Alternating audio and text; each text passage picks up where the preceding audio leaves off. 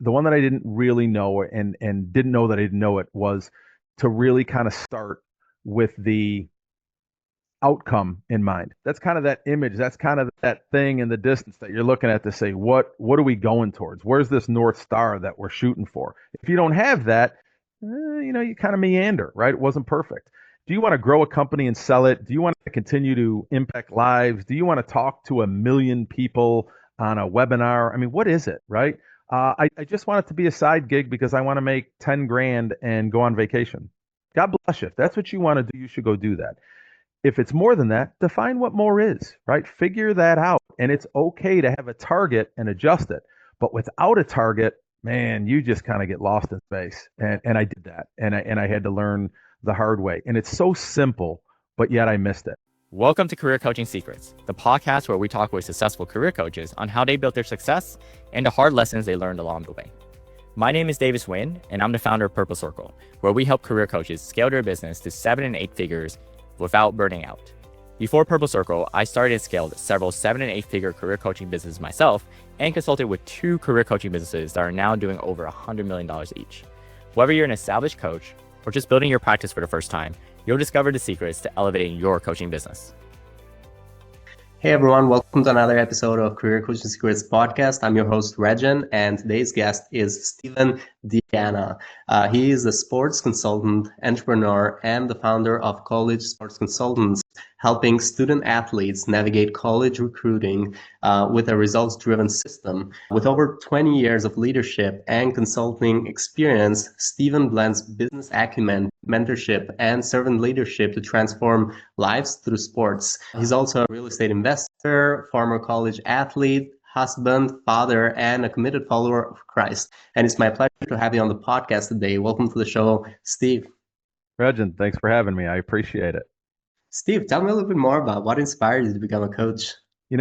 As a former college athlete, I was blessed to be able to go to school, play sports, have a great experience. I could talk for days about the value of athletics and the lessons that you learn, not just for sports, but for life, right? And dealing with adversity, camaraderie, teamwork, failing, getting back up, and winning, right? Learning how to deal with all that, the success and the downfall.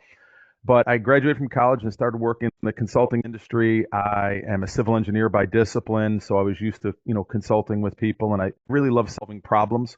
That's part of my DNA, probably the reason I was good in math and science. So I had gotten to a point after the corporate world that I really wanted to make a change and had met some folks that had done this, that I had been friends with and kind of stayed in contact and kind of dabbled in it.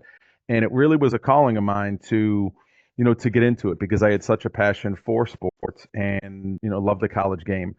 And I was personally someone that went through the process and I didn't even know what I didn't know. My parents did not go to college. They just wanted the best for their children. And, it was go to college. Why? Because it was the prospect of a better future and they didn't do it, right? So they loved me. That's what they wanted me to do. I'll be honest. For me, if I didn't have athletics in college, I don't know if I would have graduated, right? I was a good enough student, but I wasn't motivated enough. What I was motivated with was playing sports, right? And I was blessed because I played football and, in high school, I played football, basketball, and baseball. It was a big part of my life, my friends, my circle of everything I did. And for me to go to college, it's what kept me straight because I had to keep my grades up to keep my scholarship. If I didn't have my scholarship, I couldn't afford to go to college. So it was a perfect balance for me. And we could talk about it later, in the show with everything. But I had some things that went on that were great, and it taught me things, but we didn't even know how to navigate it. And today's different, and there's other mechanisms there. But because of that experience and because of dealing with some of the ups and downs, and my career was great. I'm grateful. It was wonderful. I met my wife in college. I was relatively injury free. So for me, it's a very positive experience. I really wanted to help others go through that process more prepared, with better awareness, with better understanding and knowing what they wanted. There's a lot of noise out there, and this was a way to cut through it. We're big on, my wife and I, my family, on serving and, to be able to serve through consulting to help people, to provide value, kind of just aligned, for me as a person. So I enjoyed the coaching space. I coached on the sideline at the high school level, was very grateful, and it was a rewarding experience. So this kind of cultivated all of it with the consulting side and mentoring and the coaching. So for me, I was blessed to find it. And it's been almost 13 years and 7 months now that you're doing this, right?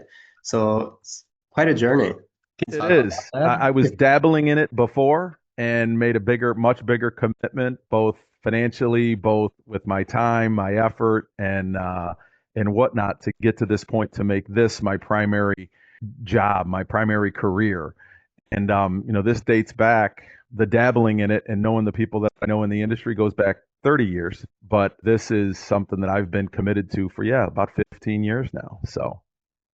And how does the journey look like from the moment that you actually went full on in your business to where you are at today? How does that look like over Oh the my years? goodness. It looks like, the evolution of almost anything, right? It started as something small, and I assume it would be like most things because the world changed, the industry that I'm in changed, the forces within it, whether it's the NCAA or athletes or technology and whatnot, all of that has changed, right? I make the joke with my athletes and even some of the partners we deal with that, some of those things would change every, kind of 3 to 5 years early on, right?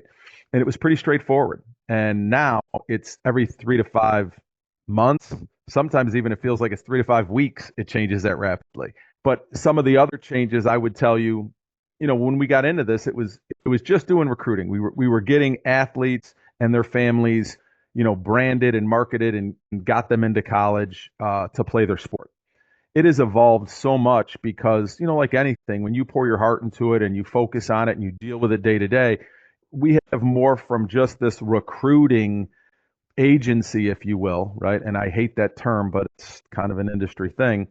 We're very different. We're on the other side of the spectrum. We do all that. That's part of what we do at the core service. But how we do it, how we perform, of the mentoring, the advisement, the coaching, the understanding, the development of the athlete and the family is head and shoulders different from how we started, right? And that's a personal thing of what we've done. We really want to attack the entire journey of the recruiting, which is really the college journey, which is really a process of taking a younger teenager, 14 to, whatever, 16 years old, 18 years old, and then showing them how to go through this, not just to go to college and play their sport. That's a big part, and we have metrics and everything about how valuable it is. But really, the life lessons that are there in dealing with that are really a grooming for the next 40 years. So we joke and say this is 4 years of your life, college, for the next 40 years of your life in your career, because the stuff that we work on is absolutely 100% translatable to what they're going to do as an adult,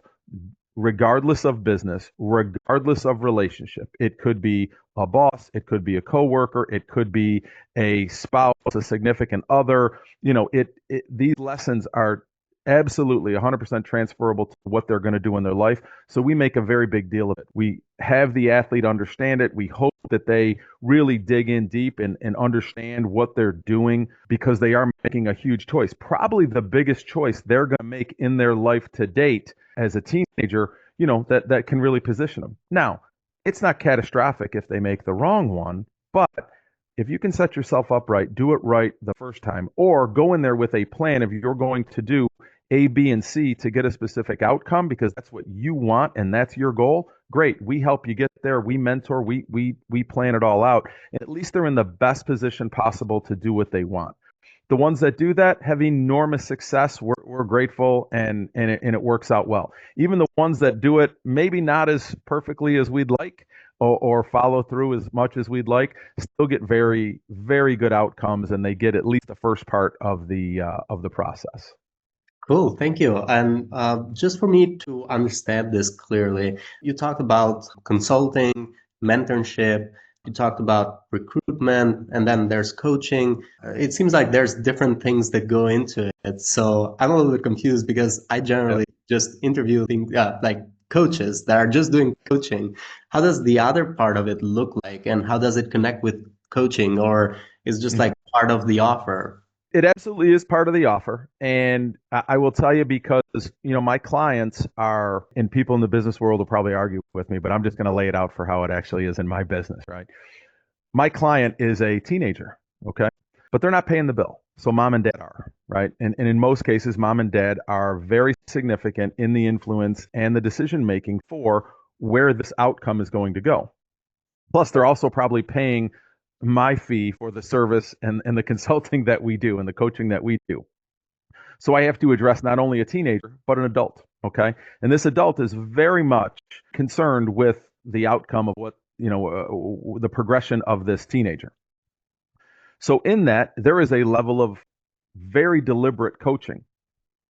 This is how we do this. Here's a template. Here's why we give you this. This is a process. We're going to teach you how to develop a relationship with a coach. You may not play for that coach, right? But that's something you're going to have to do, and it takes time, right? So we go through very explicit direction and then even examples. We'll even role play with our athletes, right?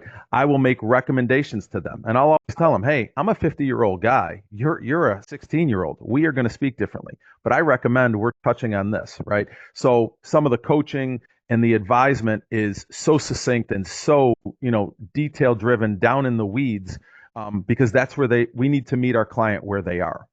Some of the more advanced things, or some more of the broader picture stuff, is the parents, right? Or even an advanced athlete where they're looking at, they know what they want to do, and they've kind of got at least some indication, and now we're fostering that because they're at a different point in the spectrum. Okay, so it can be some high level stuff that we're talking about, the return on that investment at that school, the alumni base, what they're going to be able to do with that degree. What does this mean if they were to be able to do really well in their athletics and be able to play, and get paid for it? And what's that look like? Then you factor in the crazy changes that we've had in college sports with things like name, image, likeness, NIL, right? It's a buzzword.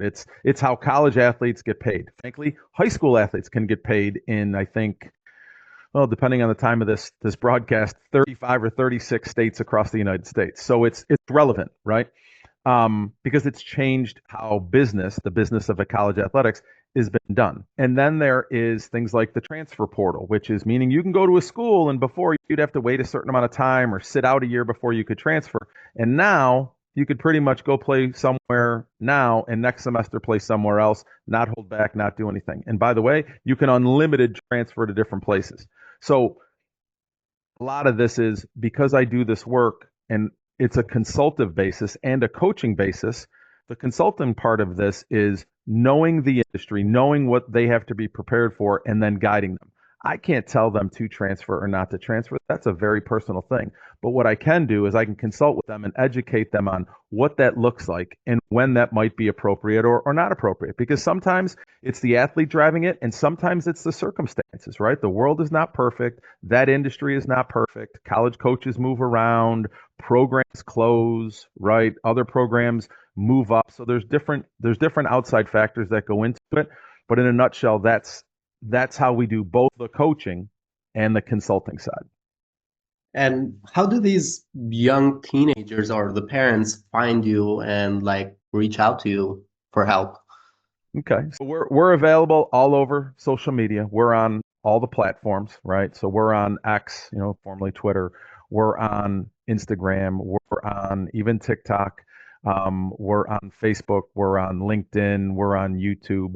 And we put out content, on there, so you can find me there. We have a couple of websites. Most recently, probably the most current one is the letters of college sports consultants, cscrecruits.com.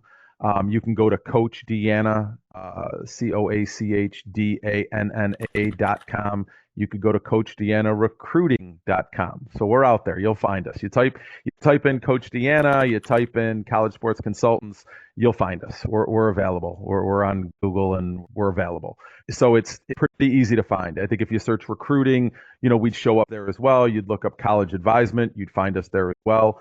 There's other people in our space. I don't believe there's anybody out there that's doing what we're doing the way that we do it, definitely. But, we do get grouped into some of the folks that just do the recruiting piece.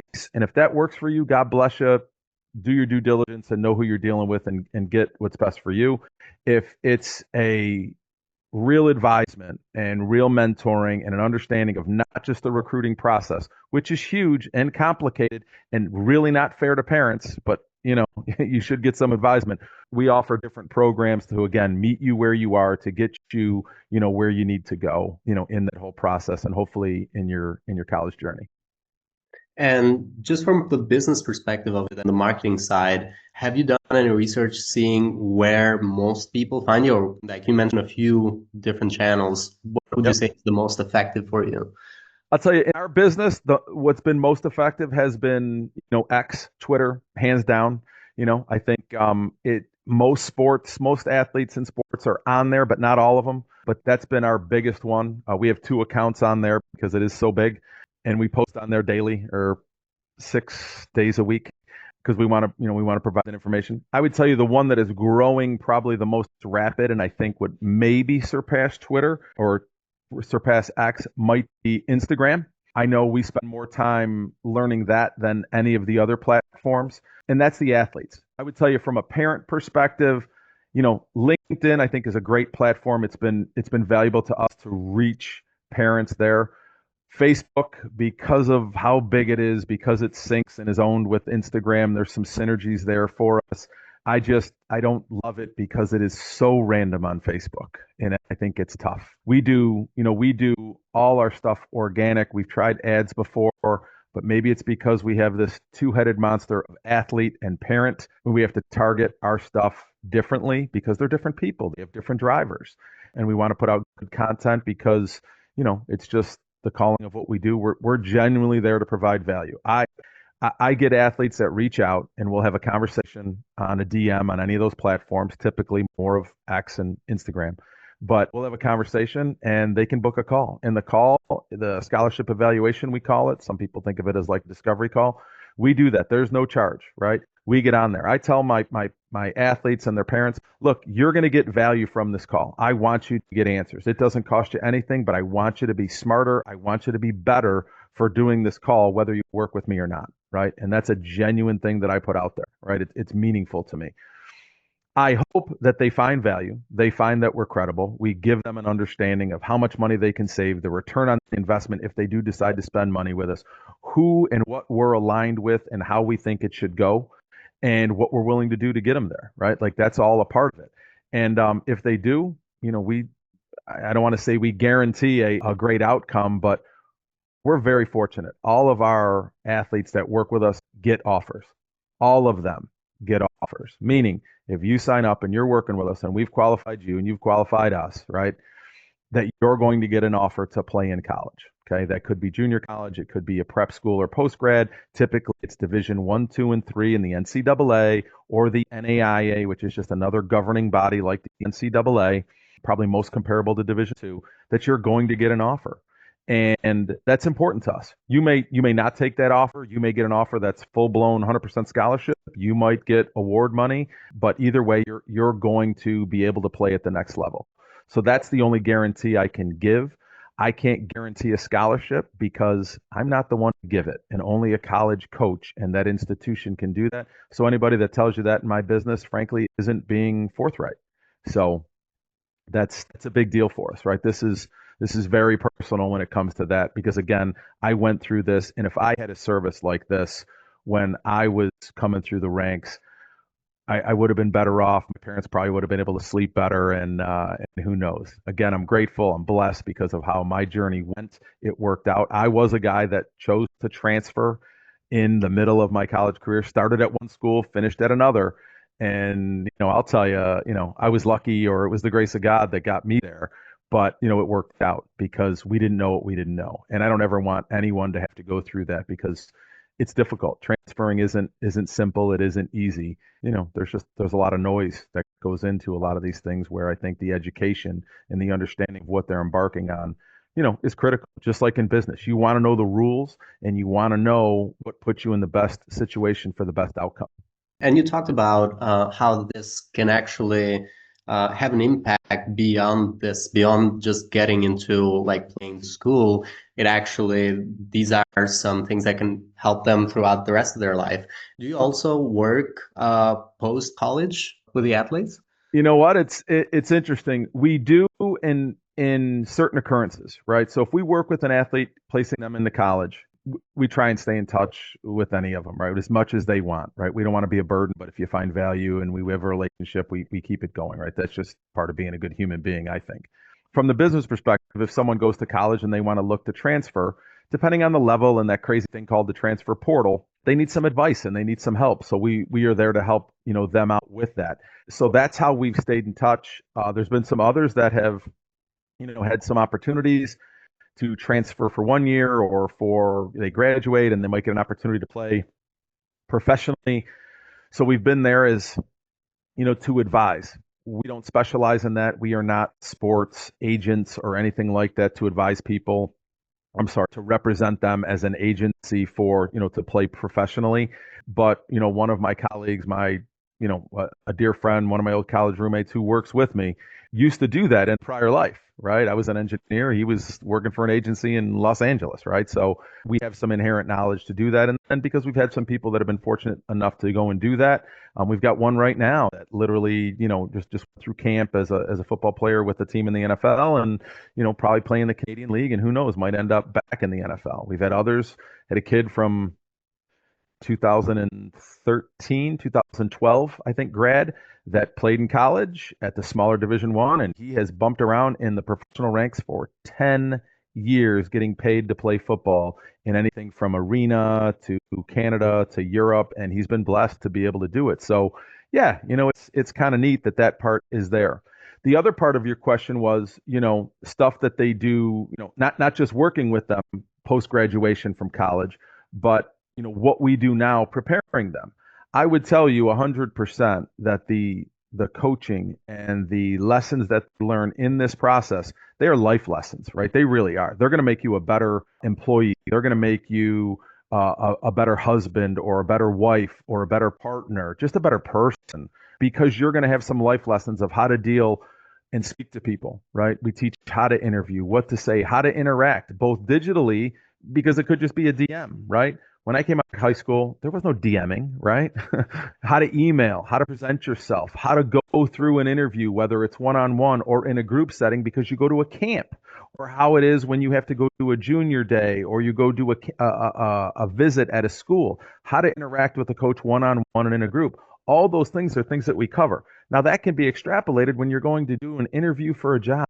Once you go and you are working at a job, how to deal with your supervisor or coach or position coach, how to deal with the big boss, right? All of these different things. And because we're very entrepreneurial in nature, I share things with our athletes and their families because they may want to do some things like, hey, I want a little side hustle and I love dealing with athletics and I work out a lot. Great. I can connect you with someone and something that you could make some money doing that. Plus, you're going to get great health and nutrition, type of products. Or, hey, coach, what do you think? I don't just want a DoorDash, but I need a job and I want to do this. Hey, what are you interested? We talk about what they like and dislike, and then we advise and we try and connect the dots. We are by no means catch all, do everything, but we are in the weeds with our athletes to know them and to help them and to advise them. So I'll have an athlete that'll reach out and say, Coach, I want to be a architect. Okay, great. Hey, you're in this town. I have a network of people. We'll figure this out for you. I'll give you some names. We'll connect the dots and we'll get them a job shadow, right? I just had one a couple years ago, thought he really wanted to be an architect, got him a job shadow. He spent, I think, 4 days, like the better part of a week, job shadowing with a firm. He got done. Coach, I'm grateful. It was pretty cool, but I don't ever want to do that, right? It just wasn't the right fit. But thank God, because he did that as a junior in high school, knows that that's not for him because he doesn't want to sit in an office and draw things up that an architect would do, right? So he learned something there. I've had others where they've gone through our program. We've made some calls to college coaches because they wanted to be a college coach or they wanted to be on staff at another program. So again, my network, I'm blessed because it's pretty vast, and we have a lot of followers on things like LinkedIn, which is a very professional social media site that, it's just about outreach and networking. So if I can leverage someone that I've dealt with or someone that I just met, why not? We're going to do that for our athletes. And then they learn to navigate, take those tools, and then they can do that in the future. So again, back to the original question, they're going to learn these tools and these skills that not only that we have to do the outreach for them every time, but they're going to learn how to do the outreach. Even with the recruiting, we do it with them and they do it as well. So they start to learn how to do this so that, again, to be able to teach them so they can be independent and do it and then have support. To me, that's the best of both worlds, right? Because now you've learned something of value that you can extrapolate and take with you. And if you need support, you have us there all the time. Works out pretty well. I really like that. So it's actually giving them, prepping them also for their careers after. There's like networking is like one of the biggest things that can impact someone's career. So yeah, I feel Teaching them how to just speak to someone and not just send an email or a text, because they're going to text everything, but how to speak to them. We'll do interview. We'll do a mock interview just like this, because they're probably going to do a Zoom call when they do their first interview. And if not, they're prepared. So we literally joke and go, look, you're going to be prepared. When we start the call, it's not Coach Steve. I'm whoever, right? I'm Joe Smith, and I'm the guy looking to interview you. Dress the part, speak the part, be prepared, have your notes, do whatever you need to do. But when we go live, it is absolutely that. And I'm not breaking character. So if you screw up, we're going to have a recording of it. You're going to learn from it. We'll coach you on it, but go through it like 100%, right? This is no longer practice. This is the game, right? So you have to perform. And it's funny how certain athletes are more adept at speaking and other ones are better at just the messaging. And when they kind of come out of that shell and they do it, it's really transformational. It's fun to watch. I love the evolution of the athletes that we work with, because, I have some guys that'll be like, yep, the kid doesn't say two words and dad or mom speak for him all the time. So by the time we're done, and he's just chatting away and it's just he and I, right? And that's great, right? Even on group sessions, when I get an athlete that's on a group call that is just sitting there, right, hoping that we're not going to say anything that they have to answer, to then growing and developing to the point where they're actually contributing to the call, saying, hey, yeah, you know what, I experienced that, and when I did X, Y, and Z, I got this. So it's great. We make the statement all the time. We're doing this, and people see the recruiting as 4 years college, right? And whether it's 4 or 5, it sounds better with 4 for the reference I'm going to make. But it's 4 years for the next 40, meaning be prepared to go to college, make that selection, be happy with what you're doing, make sure it checks all your boxes, because what you're going to do there is going to be for your career. And God willing, you get the next 40 years of your life to experience all of those things that you worked very hard and opened up doors to do. So again, that's a pretty big deal if you're thinking, yes, 4 years for your scholarship and your sport and whatnot, but preparing you for the next 40, man, that's powerful. Cool. I really like that. And yeah, that is all good. I wanted to, like, you talked about also group sessions. So it's not just one-on-one coaching, there's also group coaching in it, right? Correct. So we have different programs. I used to do everything one-on-one and really offered one program. And what I found out was I needed to, one, be able to scale this and affect more lives, right? Two, to do that, I needed to, have a mechanism to do it. So group coaching was an obvious option, right? Speak once to more people. But I wanted the contact and I wanted the value. So, what we sat there and said is, look, if we do this properly, we can do the group coaching where we can have our athletes, right? Because they're at different levels. Someone who is in their senior year is going to have far different exposure than someone who is in their freshman or sophomore year, right? 14-year-old is going to be different than an 18-year-old. But the journey they're going to walk and what they're going to experience, they can absolutely learn there. So there's huge value we found out, not by happenstance, but we thought it would be a little bit and it might be beneficial to it being huge and more, rewarding than we thought, was having that group call allows, other people to share their experience. It also allows someone to ask a question that someone else might not. Either they didn't want to because they're shy, or they didn't think of it yet, or, oh my goodness, I forgot, whatever. Those things have a habit of coming up, so we can address more. So again, we can yield more benefit to the ones that are there. So we have some programs that, there's more hands-on and there's more one-on-one, but the group calls are still there. And, it really pays dividend, because I can be confident with whatever program that they're going to get value. And again, it comes down to the family, not just the financials, but it comes down to how they learn and what they want and where they are in their journey.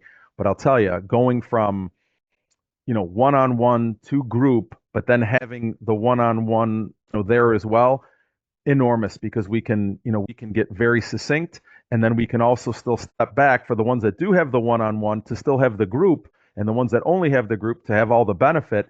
It's been exponential, for us to highlight more things, bring up more experience, and to, spread that understanding to the ones that are in the program. So I would, if other coaches are looking at it, bring the value, bring it to more, have the other ones share. If you get the right community, I get guys that don't even know the other people in the program, like they don't know them really. They've seen them or something.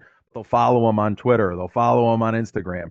So now they put something up and they're like, yeah, that's so and so and he's in New York. Oh, that's so and so, he's in Utah. Oh, that's so and so, he's in South Carolina. Right? And they follow them and they watch their journey and they learn from each other. It's been good. Some guys have even fostered relationships where they communicate outside of our platform, which, hey, great. We give them all the tools in the platform. When they take that and start doing that, it's a pretty big deal. Do you have any goals that you're working towards for the next 1 to 3 years with your coaching business? Yes, absolutely. Absolutely. We have, we've made, a number of investments with both, monetary as well as time. A couple of the goals that we have, big picture, we're starting a foundation, right? A not-for-profit, a 501c3, because we want to help some more people, right? That's important. The service side is at my core of me as a person, my family, what we want to do. We want to leave the world a better place than what we got it in. And because of our faith, right? I mean, it's what we're called to do. If you're a Christian, that's what you do.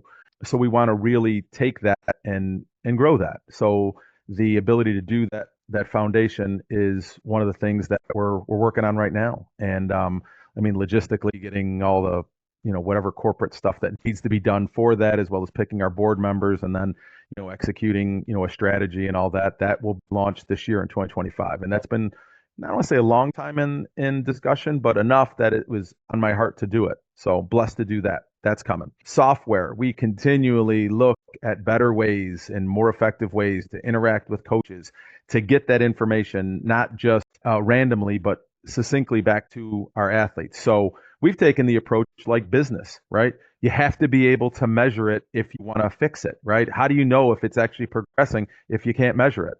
So the mechanisms we have now, not only do we have processes that we've started to work on, which I could talk about for days, as a business principle that I didn't use early on, that I should have, and I knew better, but you learn the hard way.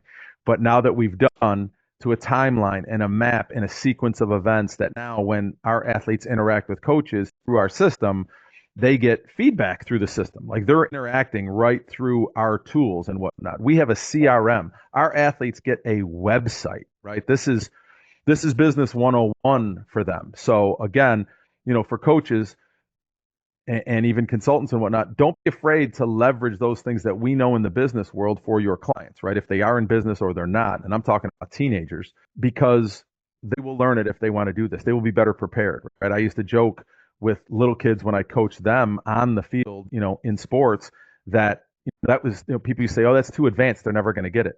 These kids are like sponges, man. Like they can learn Mandarin Chinese if you want to teach them it, right? They're sponges. And because there's so much information out there, they're not necessarily lazy. They're not necessarily, not willing to do it. They're just bombarded at times. So maybe they don't know. So give them some direction, put some context around it. And I think if they want this, they'll gravitate to doing it, and they can do some really spectacular things. They really can. I mean, one of my athletes, literally, he has his own podcast. The kid's a stud when it comes to that. He may never play professionally. He'll play in college, but like he's more interested in his life and business and talking to folks and doing stuff where, I applaud him. I'm like, dude, you're light years ahead of everybody else. Keep going, foster it. Do you enjoy it? Coach, I love it. Well, great, then keep doing it, right? What can we do to help? Can we get you a coach? Can we get you somebody, that'll be on there, and, we connect the dots for them, like I said earlier. Some of our further investment, I think, is in taking that next step. We have the recruiting, we have the mentoring, we have the advisement, is now to really dive deep. And I thought it was going to be just another program, and it may still be, but I've kind of pulled it back because I want elements of the things that these athletes need beyond Coach Steve, right? Meaning, I've got a great nutrition person that will work with our athletes, and we'll make it an a la carte service for them that they can go. They'll get daily, weekly meal planning for 6 months to achieve whatever they're looking to do. So if you're a cross country runner, your goals are going to be far different than if you're in track and you're a shot putter, or you're a football player, or you're a baseball player, right? Different things, right? If you're in swimming, your goals are going to be far different in the weight room and the gains that you want to have than if you are in a more explosive, contact type of sport where you need shorter, thicker, more powerful muscles versus longer, more striated, leaner muscles to do your sport. So we have that. I have a partner on the NIL side where we can not just enlighten them and do what I do, but dig in deeper and go finitely into that because that's what your son or daughter needs, right? A great guy out of Miami, nationally known, partnered with us to have a program to do that, right? You can even get a certification that goes along with it. So it's cool. And if they ever want to do that because they want to study sports management or they want to be an agent or they want to be this or that, like that stuff is beneficial. It's not just something, oh, cool, I learned it and helped me today, but they can have a certification. Can you imagine applying to a school and you say, I want to get in your sports management program, and they say, yeah, and oh, by the way, I have a NIL certificate that I earned when I was in high school. Here's my certificate. I got it from the University of South Florida. It's probably going to stand out a little bit. So any way we can make ourselves stand out in a beneficial way, in a good way, is perfect. So some of those programs, college funding for parents. I have a great partner, someone that I use that I had a discussion with, and we just talked about it and said, why don't we bring that to our athletes that I was just referring to on a one-on-one basis? Now we said, let's formalize it. Let's make it a link, give it to them. They can sit with these people, go through it. They can literally put money into a licensed mechanism to be able to pay themselves back in retirement for money that they spent in college. So they can really get that money back. It's an enormously great tool. I'm never going to do it justice on this podcast, but things like that are digging in deeper, next level type of stuff to really serve our clients is where we're focused. And I think the better we do that, the more success we have with those programs. Individually, maybe they get wrapped them into another one. We talk about we were going to do an Ascension Elite that had all this stuff. And it was crazy. It was so good that now I said, you know what? Let's break it down and make that, as when people are in our program, we're going to offer those services, and then whatever fits them and meets them again where they are is what I want to provide. And when you talked about the software, you also talked about the coaches. When you say coaches in the software, are you talking about coaches in the college or coaches that are working for you coaching your clients? Great question. It is both, and I'm even going to tell you it's threefold. The coaches that work with me, it's huge for them to be able to put this information in and have everybody on the same page, right? It's a CRM, it's a database, it's a website, the whole thing. It's great because it keeps everybody on the same page and it keeps everybody accountable, right? I can't sit here and tell an athlete to do their job if I'm not doing mine, right? So it keeps us straight every day of the week, right? No problem. The second part is it's to the outreach for college coaches. So when they get that information, my athletes get a text message to know that the coach looked at their information. They get a text message and email, right? And it's just whatever one they want or both. We recommend both, but they always take the text message to say, okay, they looked at my video, right? They got this information. They've interacted and sent something back. Yes, they have the email and it's on the system, but now they also get a notification because the world we live in with the dings and the notifications of everything, unfortunately, we have to play part of that. I don't want them to miss that. We help them. They have their own email. They have an email in the system. It tracks everything, so they have real data. If we're tracking 40 schools for this athlete and we're only getting 10 schools that are looking at them, we dig into the data there, just like you would in a business, and you'd say, okay, my business is working with this sector, right? That sector might be a level of play. It might be in geography. It might be with, how they value them or whatnot. We can take that now. We talk about that. We distill that down and say, look, I'm glad you want to go play for Georgia or Alabama. They're not responding. Clearly, that's not the right level for you. We can still try. We can keep one or two there. But in our target list, we have a formula. We give them, we break it down and, whatever, 10, 80, 10 or whatever. Sometimes we do the different levels and we put percentage because if you're going to have X amount of schools that we're tracking, you want to have certain ones in different categories, right? Anything from fallback school, safety school, to ones that you can definitely play at, the bulk of the ones. And then we have some stretch schools at the top. I don't ever want the stretch schools to be everybody in the Big Ten, the Big 12, the ACC, the SEC, right? If you're that level, we'll know it, right? We won't have to worry. Odds are most of the athletes we work with are not the 5 stars that don't really need us. They're the ones that fall anything 4-star below because they need help. They don't know what they don't know. Even we've had some 5-star level guys that have gone through the program, but the value really becomes in that we've got that data, and then we can be more succinct on how we reach out the next time and the following, and how we garner that and say, okay, we did an evaluation of you. We think you can play at this level. Now, guess what? We've got perfect information because these coaches have come back and said, yes, they think you can play at that level because they're the ones giving it. So I can say affirmatively, you're a Division I athlete or you're a Division II athlete, right? Because of that. That's huge. That software is big, right? So that's the second part. Internally, our coaches, externally, the college coaches. Third, this software that we have, again, this is a separate program. We just launched this now, is I have the ability to work with high school coaches, school districts, if you play select or travel, because you have your school team and sometimes you have a travel team in a lot of sports, that you can have the software that we have, right? We will literally get all your team, put up on the software, demo it, show you how to work it, and you have it. And you can have it for one team, you can have it for all your teams in your school, you could have it for, everybody. And what that does is it allows them to have the ability to market that to their student athletes and to provide, help for them. Because some high school coaches or some travel coaches say they're going to help. This gives them the tool to do that. And look, some people say, hey, Steve, you're crazy. Why wouldn't you sell those people? Well, let's be honest. If your basketball team has 12 or 15 kids, then I'm not going to sign all your kids, right? They might not have the means. They might not be interested. But if you at a school can do that and say, we provide this for them, and the ones that use it, it makes it easier for the coach. He gets all the same tracking information. He gets his dashboard. He knows that this athlete is better than this athlete and can do these things. He has the ability to help. And then even on the travel side, because they're going to tournaments and they're traveling and going to things, they may only know a handful of coaches. We just opened up 55,000 coaches across the country that they can interact with. And look, they can do this and they can genuinely help them.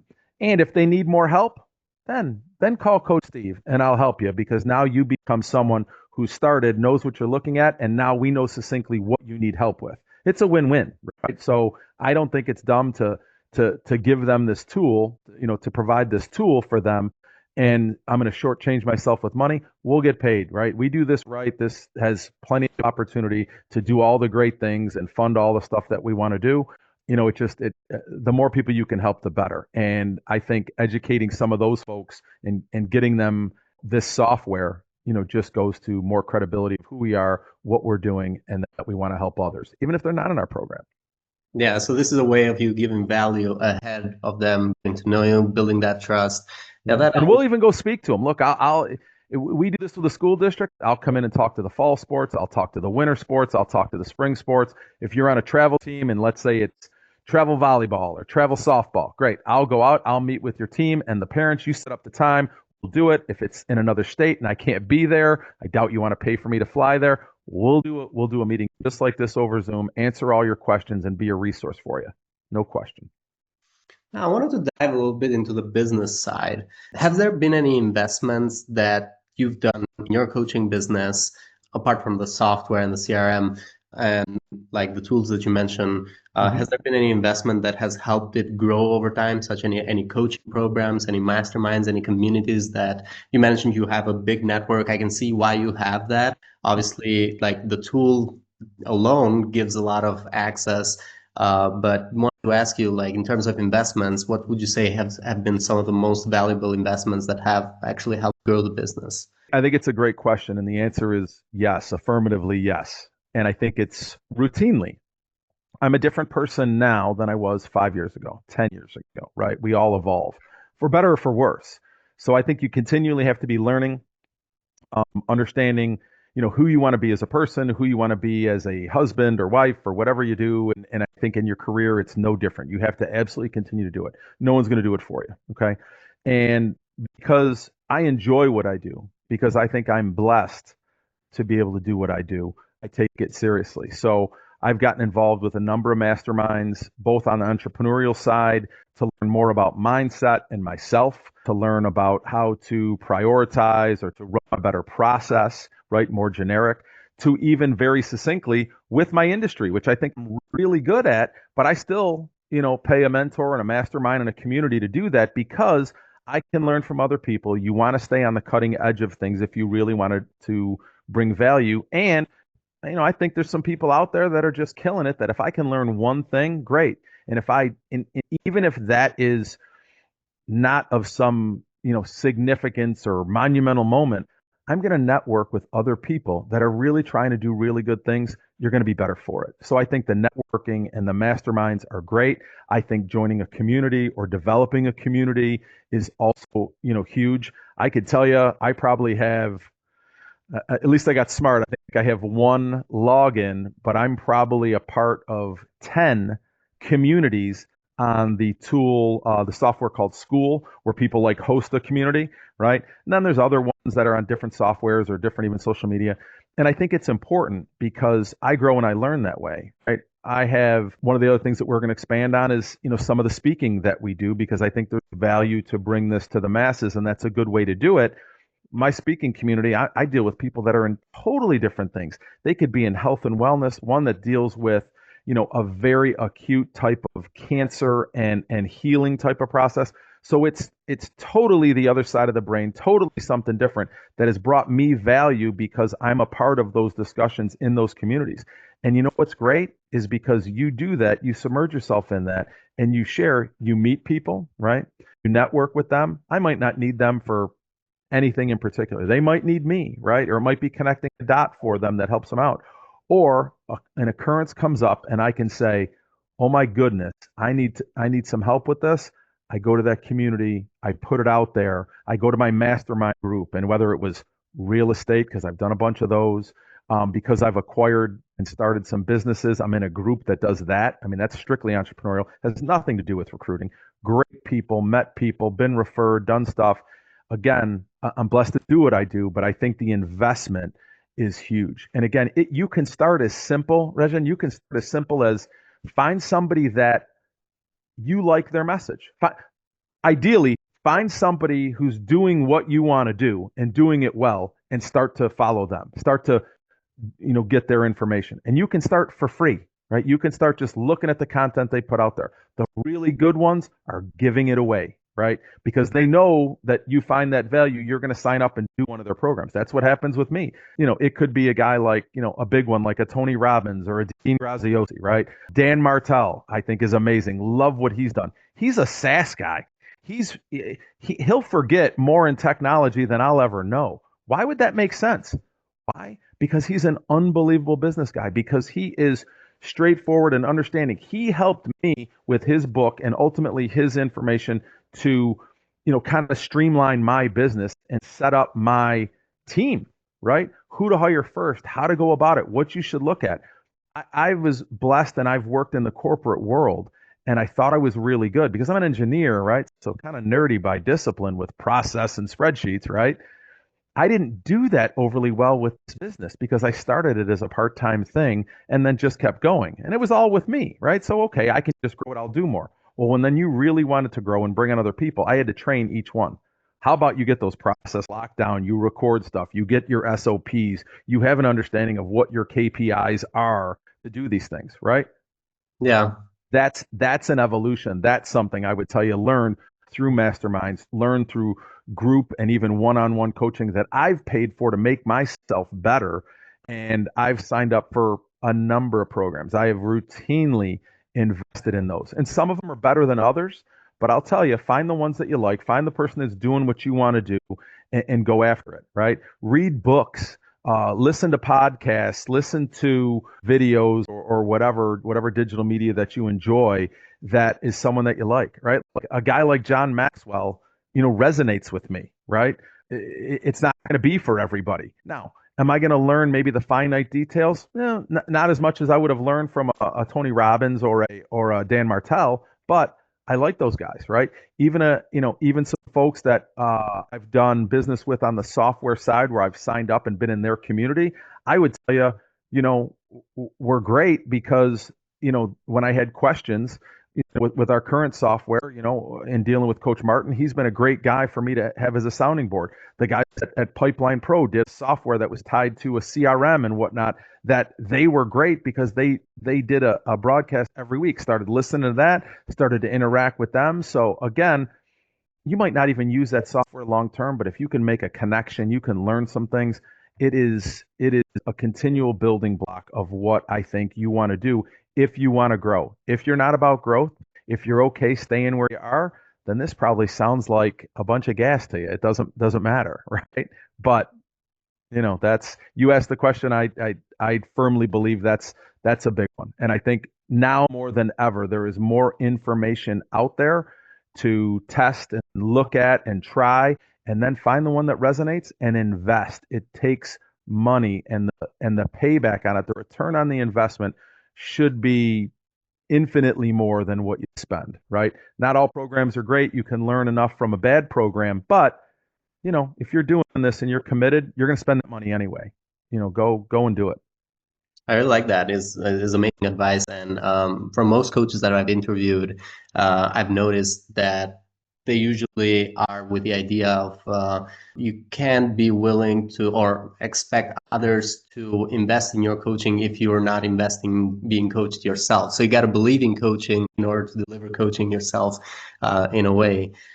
I wanted to ask you, when you first started, is there something you wish you had known that you've realized later, like an unexpected lesson learned, like moments of realization within your business throughout the years? I would tell you there's probably a couple of things. One that I didn't know, and another one that I did know but didn't act on. Okay, so I'll do the simple one first.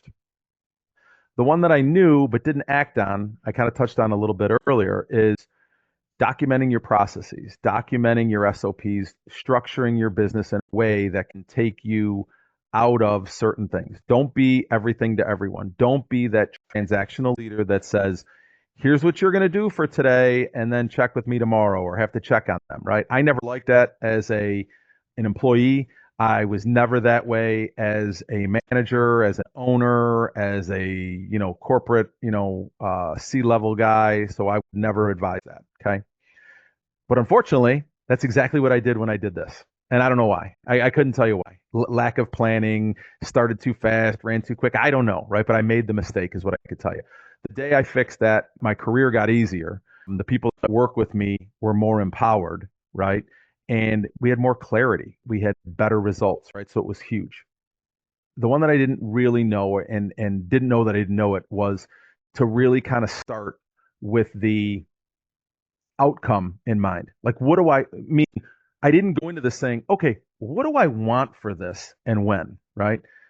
I said, okay, I like this. This is fun. I know what I think I'm going to do for the next week, month, even year. Didn't plan beyond that. Fatal flaw, by the way, right? Not fatal, but it was a big flaw. So I had to redo that and continually redo it, right? Because you need to look at your goals. You need to have an outcome in mind. And I didn't, right? And I didn't even think, I wasn't even aware that I needed to. And I learned that over time, because that's kind of that image, that's kind of that thing in the distance that you're looking at to say, what are we going towards? Where's this North Star that we're shooting for? If you don't have that, you kind of meander, right? It wasn't perfect. And I think starting with that outcome in mind, what do you want for this? Where do you see this in 10 years? Do you want to grow a company and sell it? Do you want to continue to impact lives? Do you want to talk to 1 million people on a webinar? I mean, what is it, right? I just want it to be a side gig because I want to make 10 grand and go on vacation. God bless you. If that's what you want to do, you should go do that. If it's more than that, define what more is, right? Figure that out. And it's okay to have a target and adjust it. But without a target, man, you just kind of get lost in space. And I did that. And I had to learn the hard way. And it's so simple, but yet I missed it. And again, being a guy that was on the corporate side that did that, why didn't I do that in advance? I didn't, right? I'm okay. I'm transparent. I make mistakes. What I will tell you is I learn from them. What I will tell you is I document where they are, and I don't look at it as losing or failing. I really look at it like I tell my athletes, you grow from it, you learn, right? And there's there's cool sayings in anything, and guys will say, whatever, guys and girls, if they play sports, well, we didn't lose, we just learned, how to deal with, something that happened. It is true, right? So you can put, whatever little moniker you want on it. But I believe that. I think if you fail, it's when you stopped and you kind of threw in the towel and said you're done. But if you grew from it and you learned, look, in business, as in life, as in sports, you're going to quote unquote fail. You're going to lose. But just like in all of those, if you get back up and you take what you did and you do your film study if you're in sports, or if you go back and you look at your measurables and you look at the metrics if you're in business, or if you're looking in your life and you say, I did this wrong, I want to do this differently, you grow from it, right? It's powerful. Sometimes it hurts really bad. We know that, both physically, mentally, emotionally, whatever. But if you grow from that, it's a worthwhile occurrence. And I would tell you, go out there, like people say, do it messy, figure it out, grow from it, refine it. Don't sit back and wait. I'm grateful that I didn't wait, because I got involved and started having an impact on people, and then reacted and changed what I did to make things better. So I don't regret it. I would tell people, go do it. Be messy, learn from it, knowing that you're going to have to fix things, knowing that you're going to have to change it, and it doesn't have to be perfect. Again, as an engineer, to not have something perfect before you launched it was a hard thing not to do. But, I couldn't even define what perfect was. So thank goodness I didn't wait, and that we've continually made things better. I think that even in our case, mostly for myself speaking, initially I didn't always understand the reason behind like the mission statement of companies. But Yeah. now I do see like why that is so much important, and having that, like you said, a North Star of where you're going. For example, with Purple Circle, we're trying to impact 1 billion lives. And that might seem like a big number, though what we're doing is like we're working with coaches. Coaches are working with clients. Clients have their Right. families and their networks. So it kind of like gets big pretty quickly. But yeah, that is like our North Star here. I And love that. wanted to like ask you, in your case, is it basically to impact as many athletes as possible? It's to, and we haven't put a number on it, and that's interesting because it did come up as recent as I think this spring, and I've avoided the number because I don't want to shoot too low, right? But I would tell you it is to impact as many lives as we can, right? It is absolutely to impact, teenagers, student athletes, even, if I was a really smart guy, which I'm trying to be, I would want to be able to leverage this towards the students, not just the athletes, because I will get, it's rare, but it has happened a number of times in the last, 15 years, where we get an athlete and they're like, Coach, if I can play at the next level, great. If I can't, that's okay too. So we have to really qualify it out. And before, it used to puzzle me, like, why the heck would you ever want my service if you're not going to want to do that? That sounds kind of productive. But as we went through this, really saw, and I can't put it on a billboard. It's not going to be, 3 letters on the bottom of a movie poster or anything like that. But we'll have the conversation with athletes. And one of my colleagues just had a really great scenario last year. I had one probably 3 years ago now, where we had an athlete that did, get offers at a certain level, a lower level. They didn't love the schools. Heck, I could even tell you my own son, right? Really good athlete, hard worker, did all the right stuff. Just wasn't big, wasn't the right size prototypically to go and play at the big college level. Could have played at the smaller college level. Decided it wasn't for him. Just like a couple of other kids that we've had opportunities, had offers, right? We did our job, he did his, but came down to the point of making a decision and said, I don't love any of those colleges. I don't love the experience that's going to be provided there. I would rather go to a school that I'm either not good enough, not big enough, not strong enough to play at, right? Or just not recruited by, because I want that experience.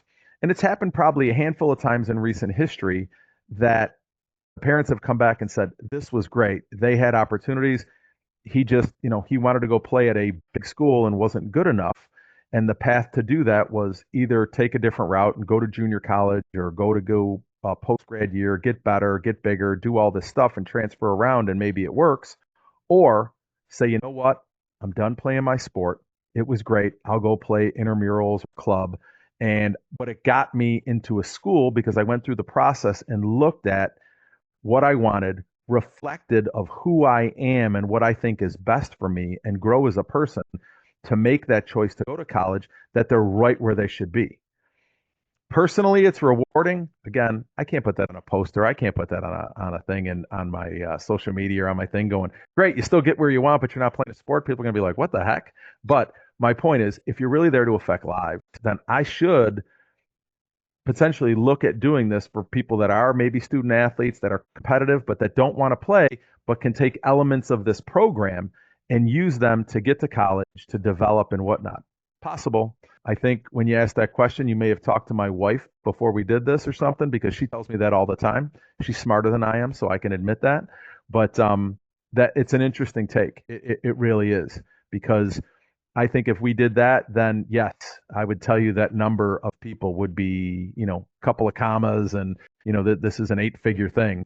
But right now it is to affect as much positive change and getting these teenagers, to college, and saving them money to do it, and really saving the parents the cost of college, along with making sure there is getting their son or daughter to the right place, because that's important. What would you say is right now the biggest challenge you're facing in further scaling the business? Me. We've looked at a number of technologies, right? Everybody's talking about AI. I think there's a place for it. I think there has to be, the human helping it out and running with it to really make it useful, at least in my business, right? And you can implement some of the basic stuff anywhere. Been really trying to get smarter on AI and the tools that go with it, and we've started to use some of them. I think further doing that will help, us scale, right? I think refining process is the big deal. Looking at how much time Coach Steve has to be involved in the process to get them from prospect to lead to signing in to coaching and whatnot. One of the big things I spend a lot of time on are my calls, right? And the sales calls. So one of the things that we hope that I think will change is removing me from all of it to start with maybe 45-minute call after a 15-minute intro, providing a video that talks about what we do a little more succinctly, answering some questions in conversation to then get them to a sales call that's more expedited, to ultimately getting some other people to be the closers, to hiring a professional closer to do the sales call, so I can literally spend my time coaching, which will ultimately, with some other coaches, be less of the coaching and being more of the strategy guy, planning out the next thing to say, okay, let's take some of these great ideas and pull them in or make them offering, right? That's how I think grow. That's how I think I can really be the best version of me and to really affect more change and more lives. That's the progression I see.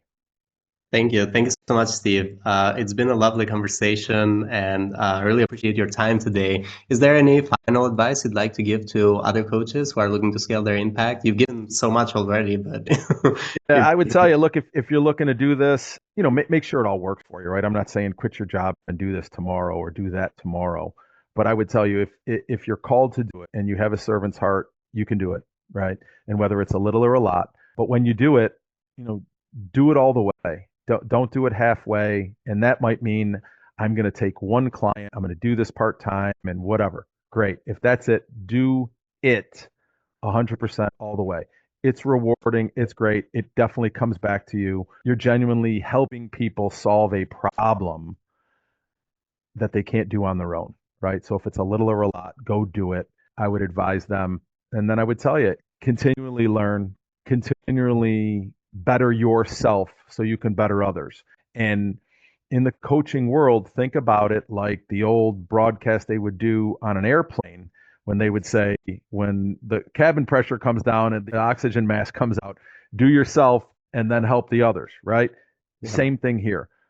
Grow yourself, dive into yourself, and whether that's self-care and working out or dieting or nutrition or meditating or feeding your mind with really good information and doing a mastermind or whatever, do that. And the better you do that, the more that you can help people and help others. I think that's tested and true in any industry. Thank you. Thank you so much, Steve. For anyone who wants to connect with you and find you, as we mentioned, they can find you on your LinkedIn, Steven Deanna, or they can find you on your website, coachdeannarecruiting.com. There's also your Instagram. They would just like search on Google, they will find all of the other Yeah, sources. everything's going to be either Coach Steve Deanna, Coach Deanna. It's just Deanna. So either Coach Steve Deanna, Coach Deanna, College Sports Consultants, CSCrecruits.com, CoachDeanna.com. You should be able to find me, and I'd love to have a conversation. If we can help you, great. If we can point you in a direction, you'll be better for it, and that's all we're looking to do. Cool. And we'll put some of those also in our description, so you can just click on those. Thank you so much, Stephen. All right. Thanks, Regin. Have a great day.